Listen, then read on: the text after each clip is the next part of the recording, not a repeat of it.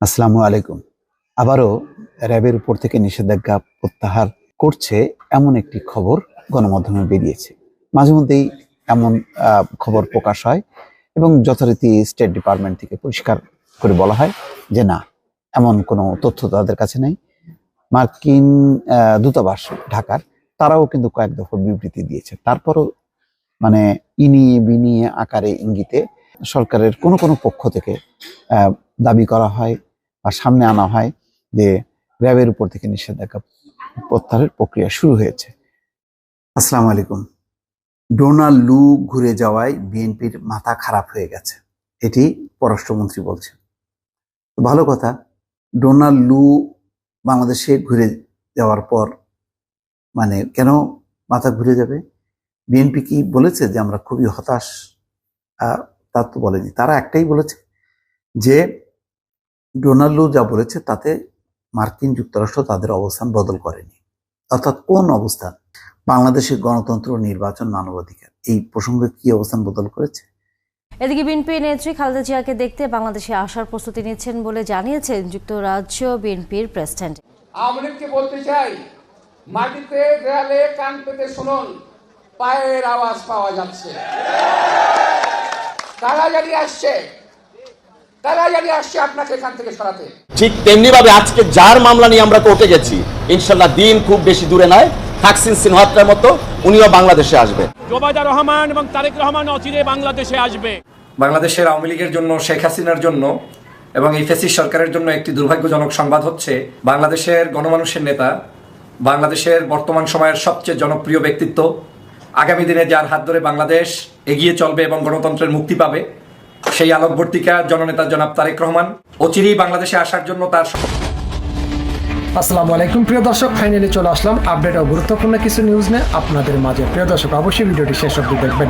দর্শক, আপনাদের কাছে ছোট্ট একটি অনুরোধ, দেশ এবং দেশের বাইরে হলে কমেন্ট বক্সে লিখে জানিয়ে দেবেন, আর চ্যানেলে নতুন হলে সাবস্ক্রাইব করে পাশে থাকা বেল বাটনটি অবশ্যই অল করে দেবেন, কারণ পরবর্তী আপডেট নিউজ সবার আগে পাওয়ার জন্য প্রিয় দর্শক আর অবশ্যই একটি লাইক দেবেন। দর্শক, আর দেরি নয়, মূল ভিডিওতে যাওয়া যায়। আসসালামু আলাইকুম। ডোনাল্ড লু ঘুরে যাওয়ায় বিএনপির মাথা খারাপ হয়ে গেছে, এটি পররাষ্ট্রমন্ত্রী বলছেন। ভালো কথা, ডোনাল্ড লু বাংলাদেশে ঘুরে যাওয়ার পর কেন মাথা ঘুরে যাবে? বিএনপি কি বলেছে যে আমরা খুবই হতাশ? তা তো বলেনি। তারা একটাই বলেছে যে ডোনাল্ড লু যা বলেছে তাতে মার্কিন যুক্তরাষ্ট্র তাদের অবস্থান বদল করেনি। অর্থাৎ কোন অবস্থান? বাংলাদেশের গণতন্ত্র, নির্বাচন, মানবাধিকার, এই প্রসঙ্গে কি অবস্থান বদল করেছে? একবারও কি ডোনাল্ড লু বলেছে যে নিষেধাজ্ঞা প্রত্যাহার করা হবে? একবারও কি বলেছে যে ভিসা নীতি এটা আর প্রয়োগ করা হবে না? সে তো পরিষ্কার বলছে যে ভিসা নীতি কার্যকর হয়েছে। আমরা তো জানি না যে তালিকাটা যদি পাওয়া যেত কখনো, তখন বলা যেত যে আসলে ভিসা নীতি কার্যকর হয়েছে। কিন্তু তারাই বলছে তো যে ভিসা নীতি তারা কার্যকর করেছে। পুলিশ, সরকারি দল, বিরোধী দল। এখন বিরোধী দলের ক্ষেত্রে অস্পষ্ট বিরোধী দল কোনটা? বিএনপি নাকি জাতীয় পার্টি নাকি ফোন পর্যায়ে? কেন পরিষ্কার না, কিন্তু তারা ঘোষণা দিয়েছে এবং বলেছে যে গণতন্ত্র, মানবাধিকারিতা তাদের মৌলিক থিম। এটাকে ধরে নিয়ে তারা বাংলাদেশের সঙ্গে সম্পর্ক এগোবে। যেহেতু এখন নির্বাচনের প্রসঙ্গ নেই, সুতরাং এখন নির্বাচন নিয়ে তারা কথা বলবে না। নির্বাচন নিয়ে তারা যে কথা বলেছিল, তারা চেষ্টা করেছিল বাংলাদেশে একটা ডায়ালগের মধ্যে দিয়ে অবাধ সুষ্ঠু নির্বাচন করা। এটি নিয়ে একটা টেনশন তৈরি হয়েছিল, কিন্তু এটা তাদের জন্য খুবই একটি স্বাভাবিক। তার মানে হচ্ছে যে তারা ওই প্রসঙ্গটা ছাড়ছে না। আজ হোক কাল হোক, তারা এই প্রসঙ্গ যখন আসবে আবারও তারা সোচ্চার হবে। তারা কি বলেছে? বিদ্যমান সম্পর্কের সাথে আরও নতুন নতুন বিষয় নিয়ে তারা সরকারের সাথে এনগেজমেন্ট হচ্ছে। তারা মনে করে সরকারের সাথে এনগেজমেন্ট হওয়া মানে দেশের জনগণের সঙ্গে এনগেজমেন্ট হওয়া। যুক্তরাষ্ট্রের শিক্ষার্থী পাঠানোর ব্যাপারে তারা আগ্রহী। তার মানে কি এটা কি কোনো সরকারি কর্মসূচি না বাংলাদেশের জনগণের প্রতি তাদের একটা কমিটমেন্টের অংশ?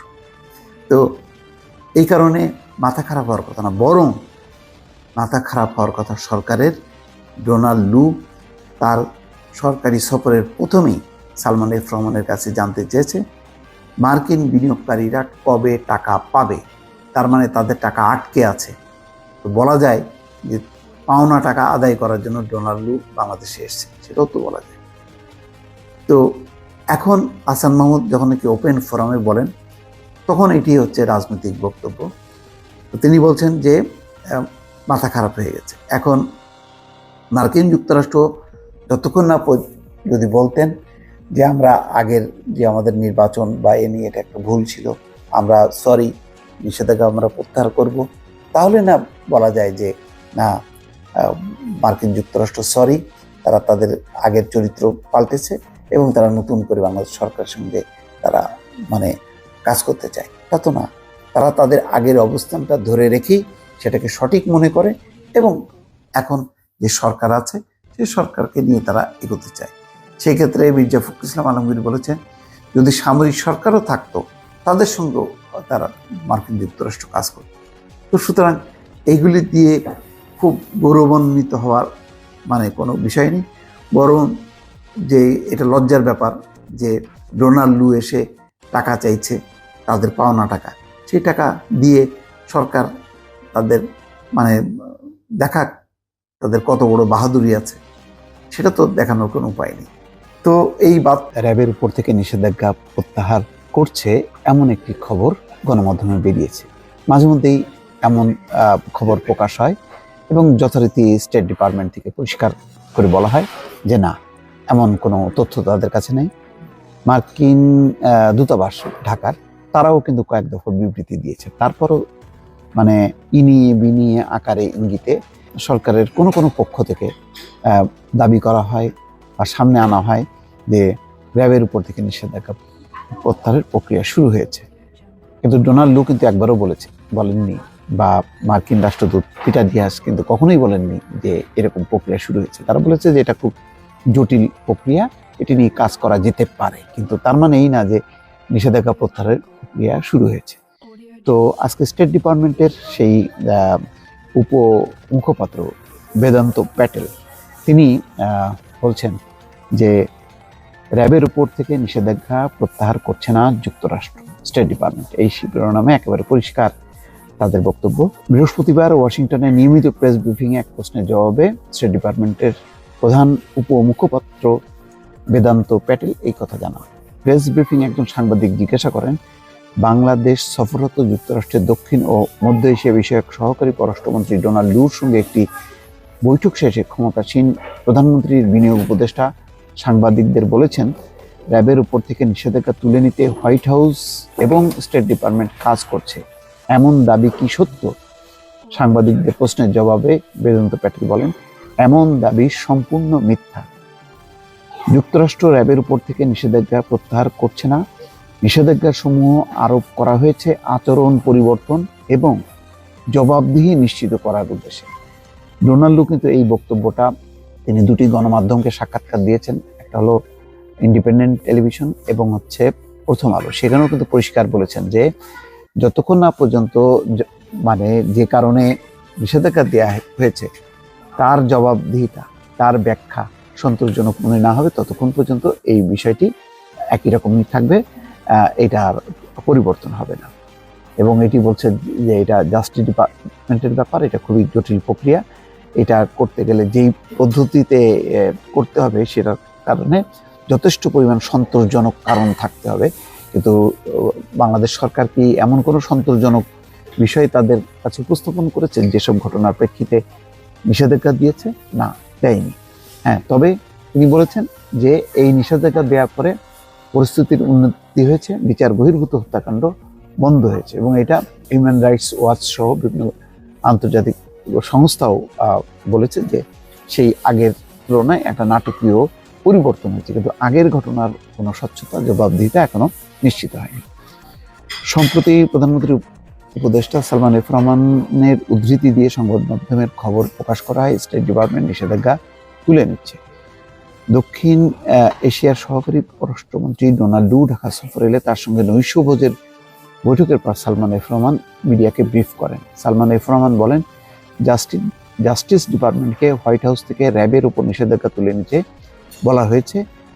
আমরা র্যাবের উপর নিষেধাজ্ঞা প্রত্যাহার ও বঙ্গবন্ধুর খুনি রশিদ চৌধুরীকে ফেরানোর কথা বলেছি।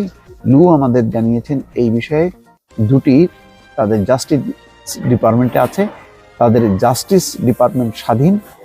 তারা বলেছে এটি পুশ করছে, সাপোর্ট দিচ্ছে। লু বলেছেন হোয়াইট হাউস থেকেও জাস্টিস ডিপার্টমেন্টকে বলা হয়েছে র্যাবের উপর থেকে নিষেধাজ্ঞা তুলে নিতে।